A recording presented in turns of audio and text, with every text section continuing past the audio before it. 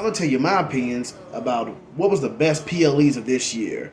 We got 9 on this list, and I'm gonna tell you which 9 PLEs that WWE put out this year were some of the best ones they've done so far.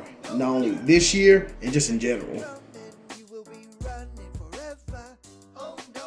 Starting off the list, I'm gonna say Survivor Series. Survivor Series was really good this year. Only 5 matches on this particular PLE, but almost all of them were like amazing, or at least like really solid. Now, obviously, both the War Games matches were amazing. Like the women's one had crazy spots, especially.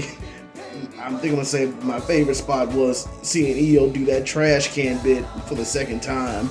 That was a wild thing to see. And though I will admit, I really wish they turned on Bayley then, but if they still do the Bayley turn, I'll still be happy to see it. But I think that would have been a good time if they did it. And then they followed it up with a really solid match between Gunther and The Miz. That was that was built up really good, and they had a really good, like a really solid match with each other. Like I legitimately believe The Miz honestly could have had Gunther for a spot here and there, but they still gave it to Gunther, which I'm fine with that. And congrats to him on being one of the longest reigning Intercontinental Championship champion. Though I wonder who they're gonna have take it off him sometime in the future. That's gonna be an interesting thing to see this year. And then Santos Escobar and Dragon Lee had a really good match, damn near like the best singles match of the night, despite it not being as built up as the other ones. But they showed their asses off in that one. And then, in my opinion, one of Rhea Ripley's better matches in her championship run with Zoe Stark. And then we ended it off with the men's War Game match. It gave us the return of Randy Orton after he's been gone for like a year and a half due to injury. A really good, like solid match that I'm so happy that we got that. And then that we got Randy Orton and R-Truth back on that same night. Those are the only returns that matter. But yes, Survivor Series was definitely a really good PLE this year. And from what I hear, Survivor Series isn't usually respected like that. So if we keep this going, Survivor Series is going to be actually treated like the Big 4 PLE that it is. And now, number 8 on my list, the Royal Rumble. Now, I'll admit, the Royal Rumble is a little low on my list because I came into it like after it already happened, like after WrestleMania had started. If I had watched WWE like way before when I started now, I probably would have this one higher on my list, but it's more retrospective watch than like watching it with the rest of you guys. But I still enjoyed it when I actually got around to watching it. 5 solid, I would say 5 matches, and I would say maybe just the Royal Rumble matches themselves and the Bloodline matches is all that we're going to remember, though. Unfortunately, this is the Royal Rumble where, unfortunately, that was Bray Wyatt's last match. But I will say, in my opinion, that Mountain Dew Pitch Black match he had with LA Knight, I actually kind of enjoyed it. I just thought it was just a little too short. Oh, that's Gracie in the background. Hi, Gracie. But yes, I still enjoyed that match for what it was, and I just enjoyed that that's where we got to see Bray, and I wish we got to see him more, but life turned the way it did, so just, rest in peace, Bray Wyatt. I don't remember much about the Bianca Belair and Alexa Bliss one. Outside of that, I do remember when they were really trying to do that turn with her, with Bray, but things still fell through with that one, so obviously we're not going to really remember that one all that well. However, both the Royal Rumble matches were amazing, like very enjoyable with all the wrestlers that got to be in there. Though I still want to know who made the mistake of turning Nia Jax's music on at the number 30 spot during the women's match, but that's besides the point. Really happy that Cody and Rhea got their moments in their matches. And that was a crazy spot that Rhea did to secure her spot in the Royal Rumble and get to WrestleMania. Was her being on the edge, trying to fight off Liv Morgan and I believe Raquel Rodriguez. And that was a risky spot for them to pull off, but they pulled it off excellently. Now, I can't wait to see what it's going to be like this year for the women. And then I do feel bad for Gunther for going about an hour or so in the Royal Rumble, only to get eliminated by Cody. Granted, things worked out the way it did, and Gunther is still getting pushed strong. But yes, but obviously we're all gonna very strongly remember the Bloodline segment at the end with Sammy finally turning on Roman after the beatdown they gave Kevin Owens.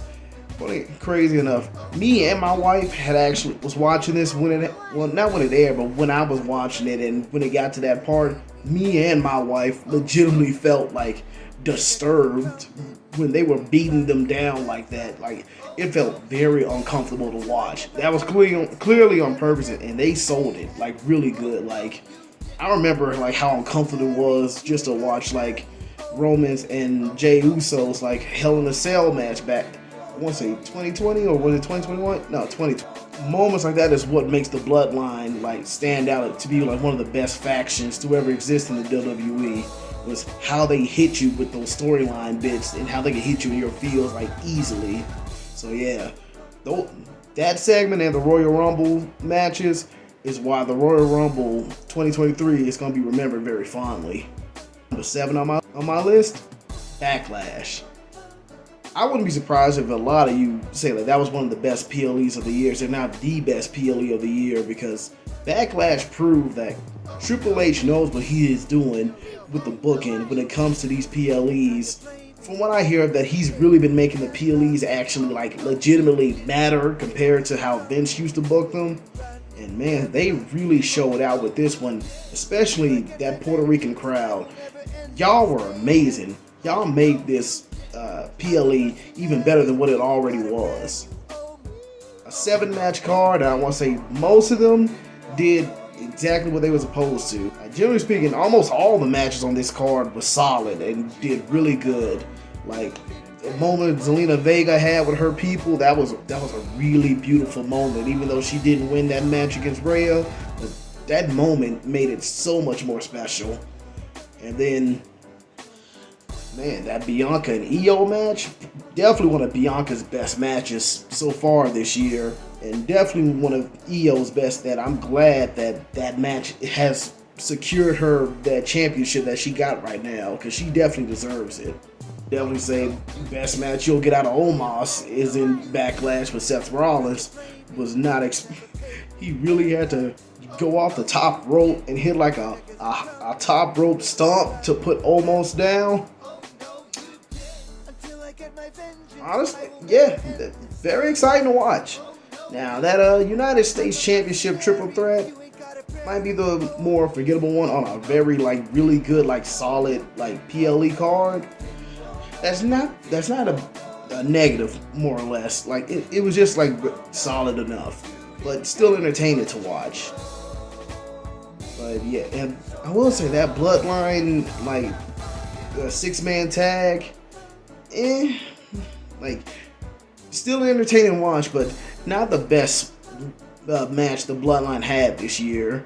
Then probably the more forgettable one that they had this year. And I gotta question why Cody and Brock had to be the final match of the night.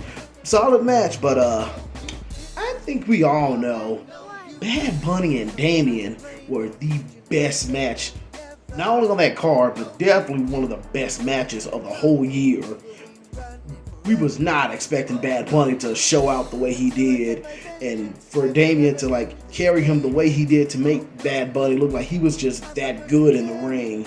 And then everyone showing up at the end with the LWO, Savio Vega, Carlito. Man, bro, I would have loved to have been in that crowd during those moments, because that must have been one of the most fun nights to ever experience if you got to experience it live. Because it was already crazy to watch, like just on the couch. Side note, my wife actually wanted to watch that match with me, like sometime after Backlash had happened, because she finally got into like Bad Bunny this year.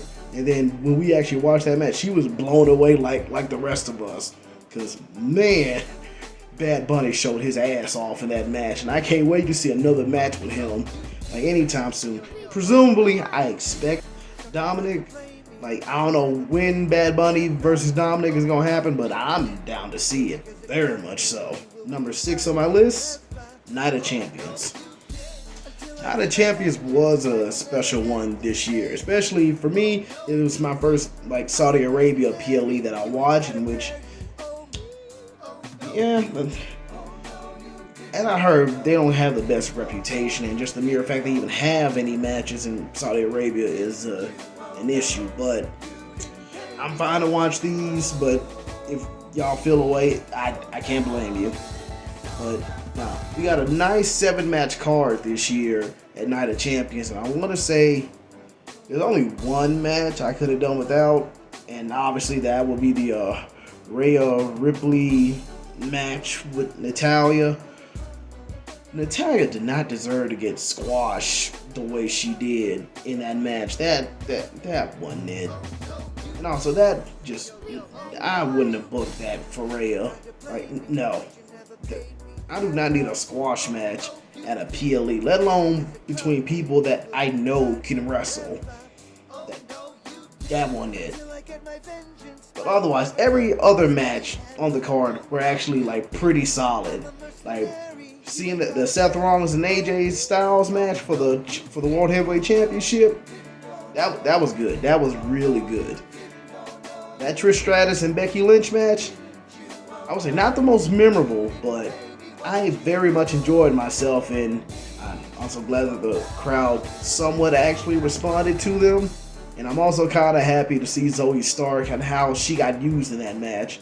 That definitely made me feel good for how they was booking Zoe Stark and how they were booking her really strongly. And though still weird how things went with the Becky Lynch and Trish Stratus feud, but at least how they got things started, they had you hooked.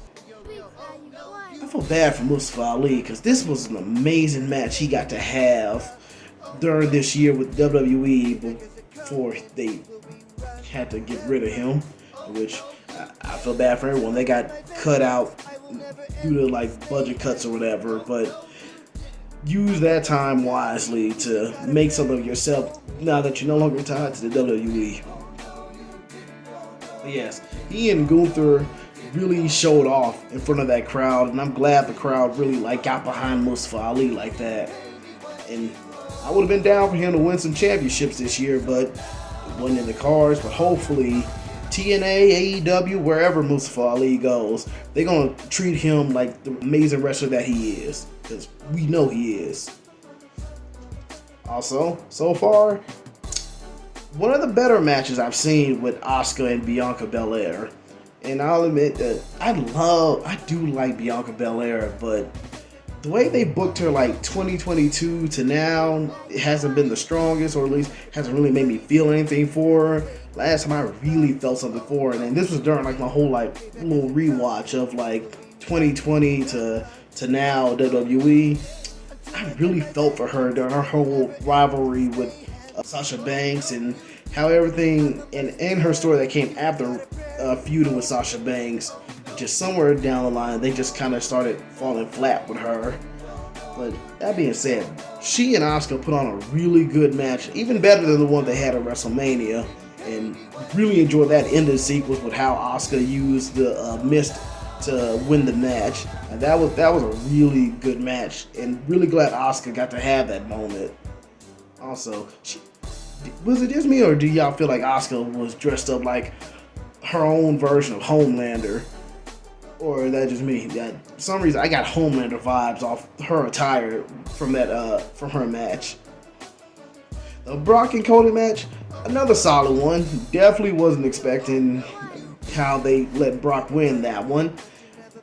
Though I kept questioning, like, couldn't Cody still win or like still fight even with the arm in the submission hold, considering he was working with a kayfabe broken arm? But then again, I never broke my arm, and no one's ever put me in an arm hold with a broken arm, so I don't know what would go through my mind if that was happening. But I can't tell you how often when he was putting that Kimura, like, I'm like, bite him, bite him, bite him, Quit just taking it. Bite him. That's just me. That's just me. But yes, best match of the night and definitely one of the best matches of the year was Kevin Owens and Sami Zayn versus Roman and Solo. That match was amazing. Like, really amazing. From start to end, that match was amazing. Both in-ring work and the storytelling they were putting on to that match. It was really, really, really good. Seeing Roman lose that match, especially the way he did, gave me fucking life. Especially the Jimmy Uso turning on Roman. Still hate how they not even pay. I was about to say pay it off, but nah, they still ain't paid off everything they've done with Jimmy.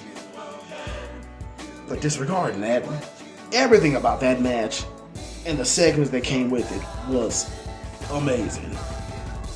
And trust me, you're gonna hear me talk about it a bit more in my favorite match of the year list. Number 5 on my list, Payback. Now, Payback this year was a nice 6-match card that, for the most part, besides 2 matches, was a really solid PLE this year. The only 2 matches I didn't necessarily care for, thought they were on the weaker end of this card, was LA Knight and Miz's match. At least at that time, they're not that great in the ring, so that was the only real element that I wasn't really feeling. And to be honest, I haven't completely liked LA Knight like that. I enjoy his character work, but I don't love him. So just know that. So that's probably the biggest reason why I didn't really get into their match like that. And then Rey and Austin Theory's match, it was okay. Nothing memorable, just okay. But now, the other 4 matches, they're amazing, all of them. Now, the only one, I guess, on the lower end, Rhea Ripley and Raquel's match, not as good as the other ones that I'm about to mention, but in my opinion, that was a really good match. And I really feel ashamed that a lot of you couldn't get into it because y'all didn't like the slow pace of the match and when it came on the card. In my opinion, especially for the crowd that was there, if the Puerto Rican crowd can still be excited for all the matches that came after the Damian and Bad Bunny match, what is your excuse? What is your excuse to still not have fun with the card after the craziest match of the night happens? I'm just saying, what's your excuse? My hype was still going.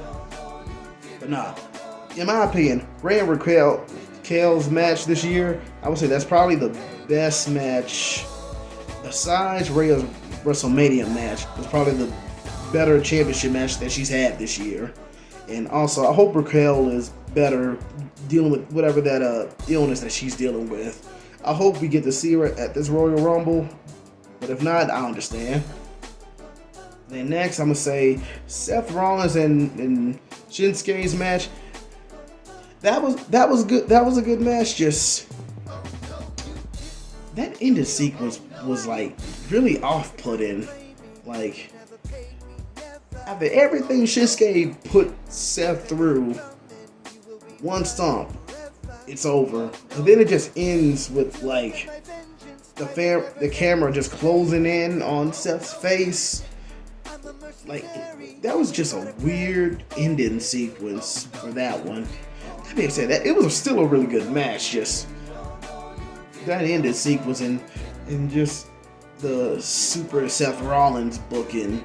It's the only thing that's kind of dragged that match down for me, but overall, still a really solid match. And then top 2, definitely gonna be mentioned on my best match of the year list. Definitely Becky Lynch and Trish Stratus.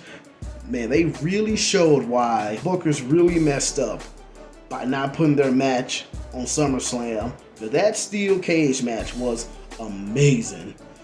And I hope Trish Stratus' faces has fully recovered from the welts it took from getting cheese grated on the steel cage. Now that was a really good match to blow off their feud.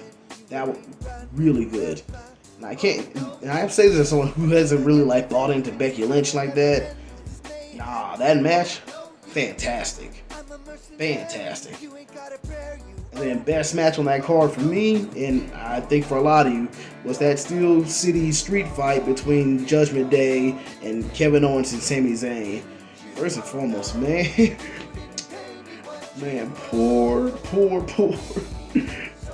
Dominic when he took that swanton bomb in the crowd. I know he was hurting after that. I'm pretty sure, but yes, that match was probably the most fun like tag team match of the year, like period. And getting to see like all the Judgment Day rocking gold, that's probably one of the best things I saw this year. Let alone coming from a really good like really fun match that capped off like Kevin Owens and Sammy's like tag team run. But nah, Payback was really good this year. Now, number 4 on my list, Money in the Bank. Money in the Bank, 7-match card. Damn near every match was damn near fire. Now, the only ones that didn't completely work for me was definitely Gunther and Matt Riddle's match. For some reason, for two dudes that can definitely bring it in the ring, they didn't completely bring it. Like something was just off. I don't know why, and I hope things that I've heard backstage wasn't true between Matt Riddle and Gunther, but whatever it was, I really wish they had just brought it, because both of them definitely could have done way better in the ring, but that's another story. Also, that Cody Rhodes and Dominic didn't need to be on that card. Don't know why. It was just marquee match just to have for the crowd to cheer and boo for, but that was definitely like a Monday Night Raw type of match. Liv and Raquel going up against Ronda Rousey and Shayna. In my opinion, they had a really solid match, and definitely one of the better like women's tag teams matches that happened this year. Though I can agree that Shayna turn came out of nowhere, no real build up, but I still enjoy like what they did to help build up her feud with Ronda. Just the initial start. That again, why we had to start left field on that one. I'm gonna assume that's probably Vince on that one. Vince likes to just start a feud out of nowhere. But yeah, I want to say, in my opinion, those are probably like the only real like weak matches on this card. Because otherwise, everything else was fire. Though admittedly, I can't talk about the men's match because a certain someone was in it. I chose not to watch it. But I'm glad Damian won. The women's match, oh my god, definitely for me, second best match on the card. Because was so happy to see Io win that Money in the Bank, and man, all the spots those ladies put each other through. Oh my god, brilliant, fantastic. I'm sorry for how y'all bodies feel the day after, but man, y'all put on a show on that one. Congrats to the ladies that was in that particular match. Now, Seth and Finn's match, I would say it was a pretty solid match, though. How they booked Damian to come in afterwards, I thought that was a little weird. Like, I didn't think that felt appropriate. Granted, I know that what they were trying to do to build up like dissension within the Judgment Day, I don't really think that was the best way to do it, but it still had me intrigued regardless. Now, in my opinion, best match on this card, and potentially one of the best matches of the year, potentially even my best match of the year, maybe, was the Bloodline Civil War match with the Usos versus Solo and Roman. I can't tell you how much I was so hyped up when the Usos finally flipped on Roman, and how much I was so emotionally invested in this match.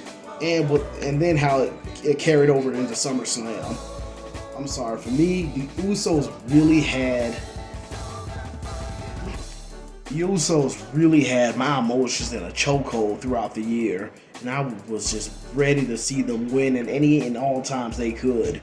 So for me, this match really like had me, especially when it looked like they was gonna lose and get pinned and stacked like how Roman did. Man, the Usos had me in a chokehold. I was so scared when I thought Roman was gonna win after that whole spear and Samoan spike combo and pinning them like he did Edge and Daniel Bryan at WrestleMania. But no, I was so happy with that ending sequence, and for Jay to once again be the first one to pin Roman. I'm sorry, that moment alone probably for me was probably the best moment to ever happen this year. Primarily because I was just that emotionally invested in the Usos, in the bloodline. So yeah, for me, Money in the Bank, that's going to be a special PLE that I'm always remember. Now, number 3 on my list, believe it or not, WrestleMania Night 1. Now, how wonderful was it that for the PLE that brought me back into WWE was WrestleMania, particularly Night 1. Night 2 is not on the list because there were matches that just didn't really hit all that well for me. But Night 1, man, I was very glad that these were the matches that brought me back. Now I'm gonna go ahead and tell you, there's a certain match, don't ask me about it, because that person was in it, didn't watch it, so it doesn't count to me. But nah, almost all the matches they put on, they were all almost fire. Now, I do think Cena probably was not feeling Austin Theory or how they're being booked. So I wished Austin Theory got a better match out of John Cena. But things are where they are, and hopefully they're not going to keep continuing derailing Austin Theory's like career right now, because he really is like a solid dude in the ring. Just he does need something better for his character. And now that showcase match, oh wow, with the tag teams, with the male tag teams, oh wow, they showed their ass on that one. Now, I hate that that's like the only time I've seen Braun Strowman so far, because I missed out on his run throughout my disappearance of the WWE, and now the only match I really got to see him in, that's I think was his last one till he got injured. Hopefully he's doing way better, and then we're gonna see him in the ring sometime soon. But yes, that tag team match, they showed out on that one. They really did. And then the women's tag match on Night 1, not the best, but I do appreciate that I got to see Trish and Lita, because if I remember, I missed out on Lita because I came into like 2008 WWE, so I missed out on the whole like Lita era and Trish Stratus. Seen them in video games, but I never got to really like experience them like that. But nah, I'm glad I got to see them and saw Damage Control and got to experience them for the first time in that match, but could have been better. But I think it was clear that Lita still, she was definitely rusty and she needed a bit more work, but I'm not going to disrespect her. Ray and Dominic's match, man, that was among the feuds that really brought me back into wrestling, because that feud really had me hooked just from the clips I saw alone before I really like dove back in. And I really enjoyed seeing Ray and his family getting Dominic's ass. And I really enjoyed that match was also the setup for the Backlash match with Damian Priest and Bad Bunny. But this match was so good, and I'm really glad that I was able to like. This was among the matches and storylines that really brought me back into wrestling. And now, straight up, I'm gonna just say it like this: my number 2 for the night is Kevin Owens and Sami Zayn going up against the Bloodline. And even with the fact that that was my first like Bloodline match that I really like participated in, as far as like as a fan. But nah, I felt the emotions off those performers when they went in that match, because clearly I felt like their emotional turmoil with Sammy and the Usos, especially with Sammy and Jay, like they had me, even though I just like came back into it. Like I was invested to see that, though Sammy took way too many super kicks to still be fighting. He got nothing but CTE if he was taking all those super kicks but still performed in the match. But not for me, the best match of WrestleMania Night 1 for me, honestly, it was Rhea Ripley and Charlotte Flair.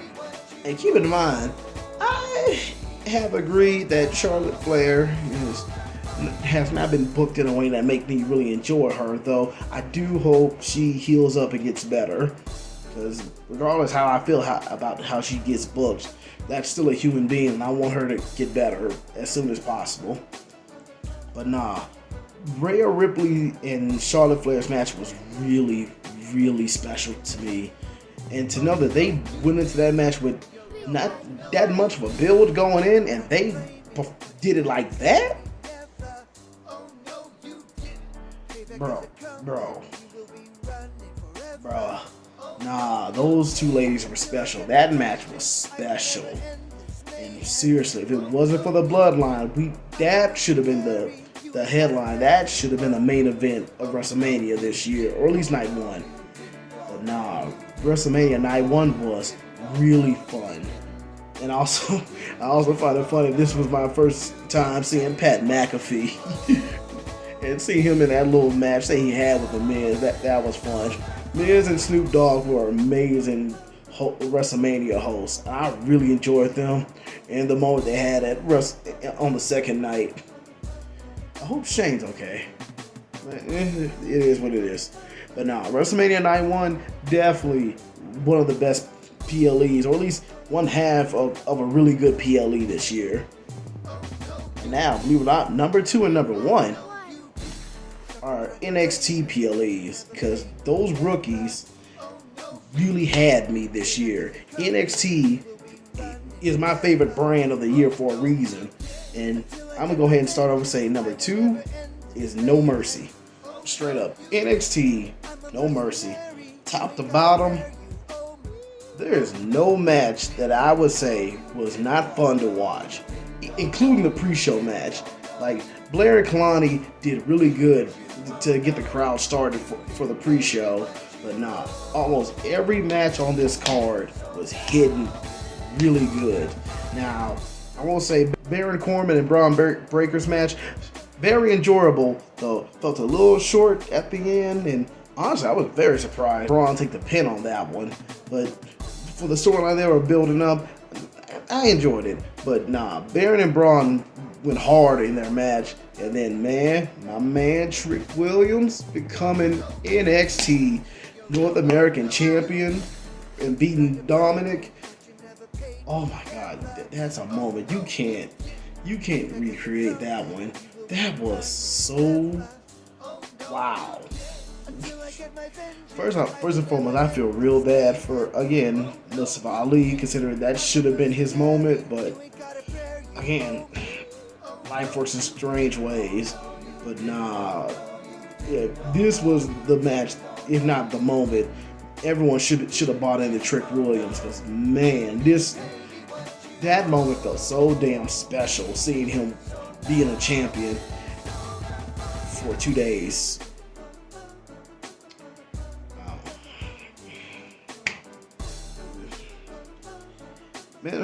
Whatever, but nah. Then, man, that fatal 4-way tag match that followed afterwards. Oh my God, I love me a fun car wreck match.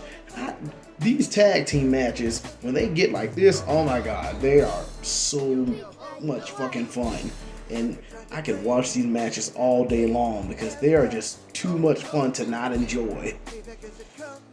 Now, this is the only match I legitimately have some gripe, like a real legitimate gripe with, and honestly could have been on my best match of the year if it wasn't for how they booked the ending.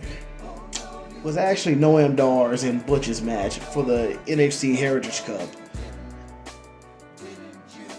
Why did Gallus have to show up at the end? Why? Why did Gallus have to show up and ruin it for Butch? I don't buy that. I don't believe that. And seriously, I don't like they kept booking him and Roman Reigns to win their matches like that. It was disheartening to watch that. At least not enough to like ruin the match, but more like, can he just win or lose on his own merit, or at least can he cheat with his own hand? Why did Gallus have to show up for that? But further, even disregarding that, Noam Dar and Bush showed their ass off in that match, and really showed like made me feel like why the Heritage Cup matters. And for me, I do enjoy the Heritage Cup matches. I don't think they're hard to follow. I don't know why some of you feel like those matches don't work for you, but that's a you thing. But I don't feel that same way for you. But then the best two matches of the night. Ooh my God, I wouldn't be surprised if you like have these like interchangeable, because man, Ilya and Carmelo really showed out on this match. Like, they showed out on No Mercy. It was so much fun seeing another match in their feud, and I was really surprised they let Ilya win this one. I actually thought they would have booked Carmelo to win it so he can have that validation that he can beat Ilya on his own. But I'm surprised, and again, also kind of surprised how it affects Carmelo's character going forward. But this was a really good, like, solid, brutal match that we loved seeing from Ilya, and we love seeing Carmelo perform in. Man, almost all of the matches are amazing.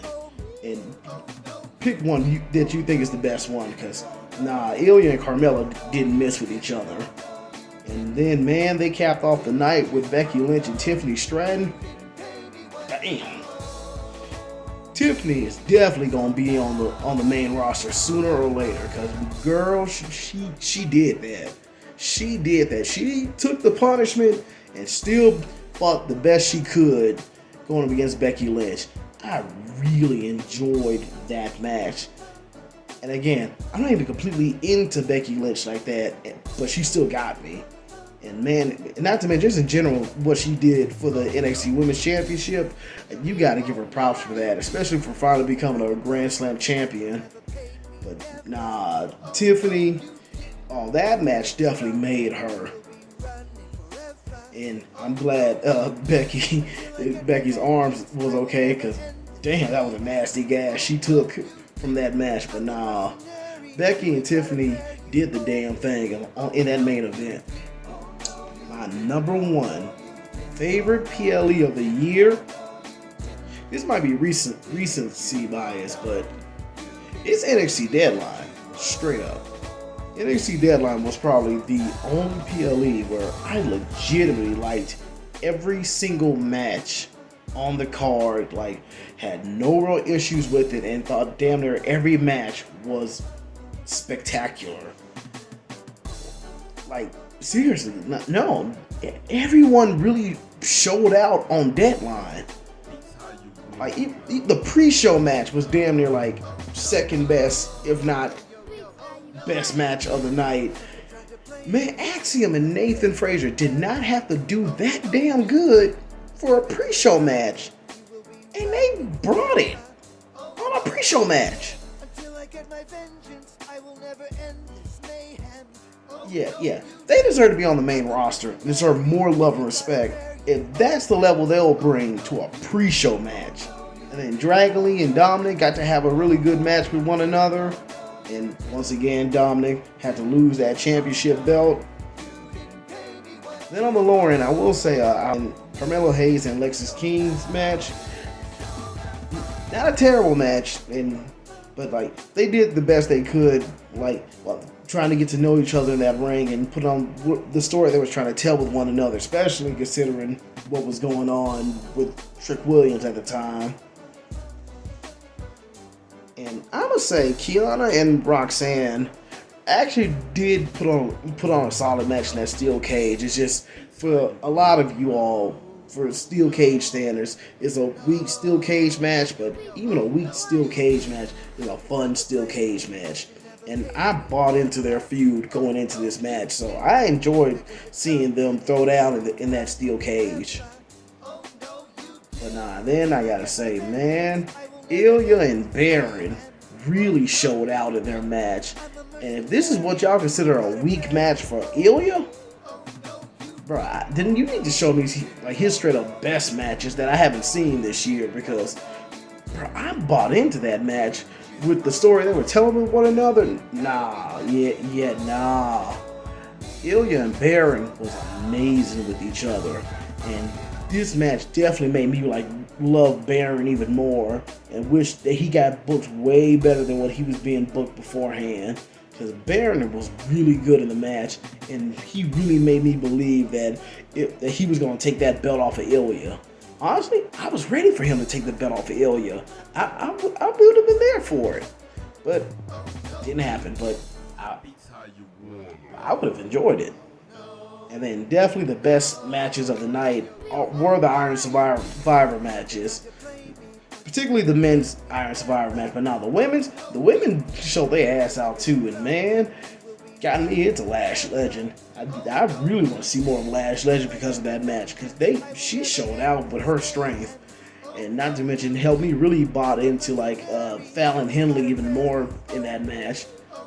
And I feel real bad Kalani didn't really get any points, but from how they're booking her right now, I'm liking how it's like inspiring her to like really like kick more ass in this year. And I'm still keeping my eye on Kalani. But yes, that men's match, oh my god, man. Just the best car wreck of the year in my opinion. Especially that ending sequence with Trick Williams, when we legitimately thought they were going to let him win nothing, get no points whatsoever. And he clinched it right at the end. Like that, I shouted when that happened. I had to explain to my wife why I yelled or why I was so excited. Because my boy Trick Williams won. He won it coming back from being 0-0 in the league. Like, bro, seeing that sequence with Trick Williams, come on now. That was crazy. That gave me life. Damn near as much as the like Bloodline segments were giving me life. And that made me so happy to see that. And in my opinion, that definitely should have closed out the night, in my opinion. But story-wise, how they booked it, I got it. But nah, in my opinion, NXT Deadline was the best PLE of the year. And again, y'all need to stop sleeping on NXT because of your past feelings about Black and Gold or 2.0. Let it go. Because NXT is heat. It is. Now, I'm glad y'all watched my video about the best PLE of the year. Let me know what you think of it and what's your favorite PLE of 2023. And then I'll see y'all later in the next videos. Thank you. Z Fleazy out.